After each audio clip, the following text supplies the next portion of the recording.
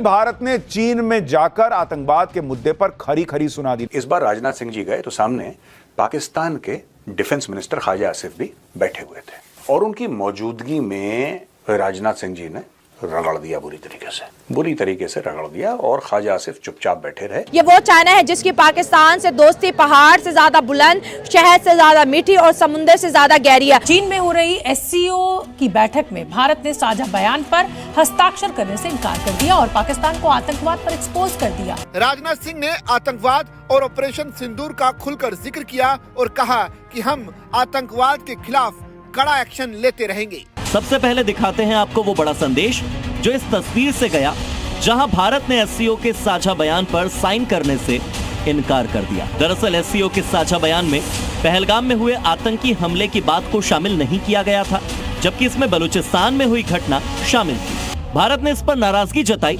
और statement sign नहीं किया। ये वीडियो उसी वक्त का है जब रक्षा मंत्री राजनाथ सिंह के सामने ये बयान आया। उन्होंने इसे पढ़ा लेकिन इस पर हस्ताक्षर करने से मना कर दिया। यानी भारत ने चीन में बैठकर चीन को बताया कि तुम्हारा दोस्त पाकिस्तान जो कर रहा है उसको समझो। एससीओ समिट में मौजूद सभी देशों को भारत ने ये संदेश दे दिया कि अब आतंक बर्दाश्त नहीं किया जाएगा। जय हिंद दोस्तों, स्वागत है आपका वन शॉट इंडियन मीडिया पर। दोस्तों आज हम आपको बताने वाले हैं भारत के उस ताकत के बारे में जो चीन में जाकर भी दहाड़ने से बाज नहीं आया। जी हाँ, रक्षा मंत्री राजनाथ सिंह जब चीन में एससीओ समिट के लिए चीन के एक शहर चिंगदाओ में हुआ एससीओ डिफेंस मिनिस्टर्स मीटिंग में पहुंचे तो पाकिस्तान का डिफेंस मिनिस्टर तो चुप बैठा था, लेकिन भारत ने चुप नहीं बैठा। जब भारत के डिफेंस मिनिस्टर राजनाथ सिंह को एक स्टेटमेंट पर साइन करने के लिए दिया गया तो साफ इनकार कर दिए साइन करने से, क्योंकि इस स्टेटमेंट के सामूहिक बयान में पहलगाम आतंकी हमले का जिक्र नहीं था, जबकि बलूचिस्तान की घटनाओं का जिक्र था, वो भी पाकिस्तान के नैरेटिव को सपोर्ट करता हुआ। इसी वजह से राजनाथ सिंह ने उस बयान पर दस्तखत करने से साफ इनकार कर दिया। राजनाथ सिंह ऐसा अकेले में नहीं करते बल्कि भरी महफिल में पूरे वर्ल्ड लीडर के सामने इस स्टेटमेंट पर साइन करने से इनकार करते हैं। एमईए ने स्पष्ट कहा उस बयान में आतंकवाद का कोई जिक्र नहीं था, इसलिए एक पर्टिकुलर कंट्री को फायदा होने वाला था, इसलिए हम हस्ताक्षर नहीं करेंगे। राजनाथ सिंह ने फिर खुलकर बोला कुछ देश क्रॉस बॉर्डर आतंक का इस्तेमाल अपने हथियार के रूप में कर रहे हैं, ऐसे को शर्मिंदगी का सामना करना चाहिए। एससीओ में कोई जगह डबल स्टैंडर्ड के लिए नहीं है। उन्होंने सीधे तौर पर कहा कि आतंकवाद केवल एक देश की समस्या नहीं, यह पूरे क्षेत्र की शांति के लिए खतरा है। भारत ने ऑपरेशन सिंदूर का जिक्र करते हुए ये कहा भारत अब सिर्फ बयानबाजी पर भरोसा नहीं करता।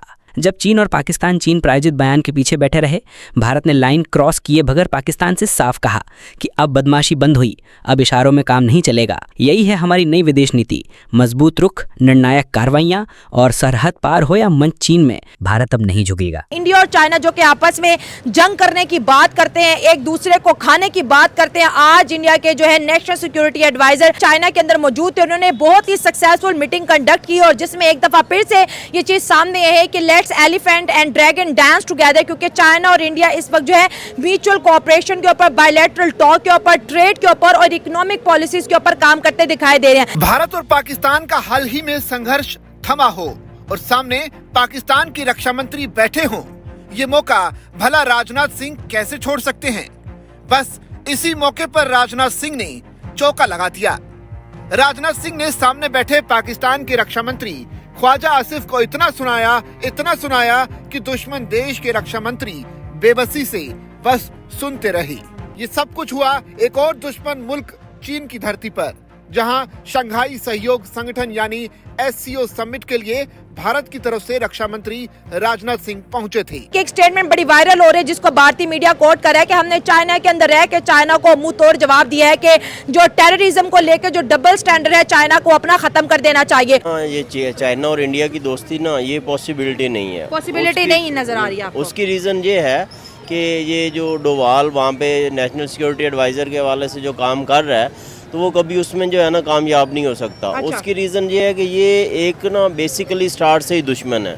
अच्छा। अगर इनकी पहले अच्छे रिलेशन रहे होते इंडिया और चाइना के तो अब भी पॉसिबिलिटी हो सकती थी, लेकिन जब इनके शुरू से रिलेशन अच्छे नहीं है तो अब जो है ना ये दोस्ती कभी हो नहीं सकती। हाँ, एक इसमें चीज़ ज़रूर है, चाइना को कुछ अपने पर्पज़ के लिए उसको यूज़ कर रहा होगा, इंडिया कुछ अपने पर्पज़ के लिए यूज़ कर रहा होगा, लेकिन जो पाकिस्तान के साथ चाइना का रिलेशन है और वो बहुत एक तो पुराना है और बहुत देर पर है। जितनी इन्वेस्टमेंट चाइना ने यहाँ पे की है, जितने जो उनके इंटरेस्ट हैं, जो उनके लिंक्स हैं, जो उनके रिलेशन चाइना के पाकिस्तान के साथ है, वो इंडिया के साथ नहीं है। जो वैसे भी कहते हैं जो दुश्मन होता है ना, वो 100 साल बाद भी दुश्मन ही होता है। तो मतलब इंडिया और चाइना 10 दफा आपस में बैठ जाएं, लेकिन दिल दिल में दुश्मनी है। हाँ, दिल दिल में दुश्मनी है ना, ये पॉसिबिलिटी नहीं है ना। जो स्नैक होता है ना, उसका काम होता है काटना, उसको जब भी टाइम मिलेगा ना वो काटेगा। और इंडिया एक जो है ना स्नैक की मानद है।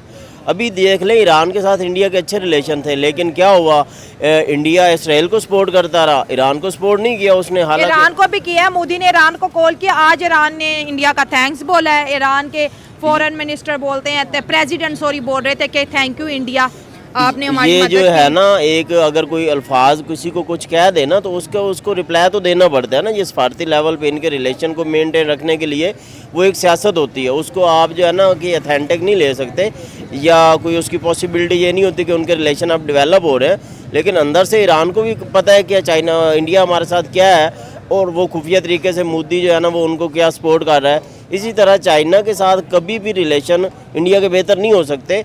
चाइना के कुछ पर्पस होंगे जिनके लिए वो भी उनसे थोड़ा रिलेशन बना रहा है, हाँ। और इंडिया के भी कुछ पर्पस होंगे।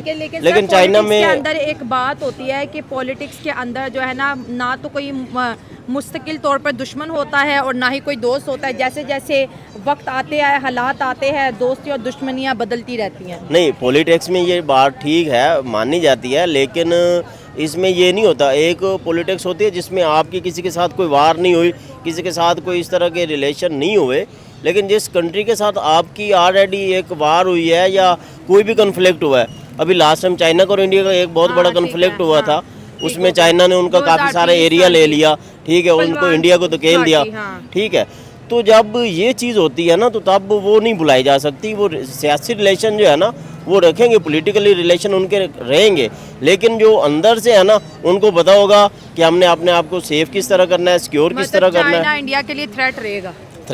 अच्छा, चाइना इंडिया को ऑफर करता है कि हम एज ए ड्रैगन और आप एज ए एलिफेंट, चलो मिलके डांस करते हैं, अगर हम दोनों मिल जाएंगे ना तो चीज़ें बड़ी अच्छी हो जाएंगी। वो इंडिया जो चाइना को पहले बाइकआउट ट्रेंड में था, अब वो कह रहा है नहीं, चाइना के लिए इंडिया की मार्केट भी ओपन कर लो, चाइना के लिए इंडिया की इन्वेस्टमेंट भी ओपन कर लो। नरेंद्र मोदी भी हो सकता है SCO समिट के लिए चाइना चले जाएं, तो अब मोदी की भी विजिट चाइना में होने के जो है ना बातें सामने आ रही हैं। एक्चुअली मैम, इसमें असल जो है ना वो रीज़न ये है कि जो चाइना है ना वो अपने आप को अप लेके जाना चाह रहा है, ठीक है।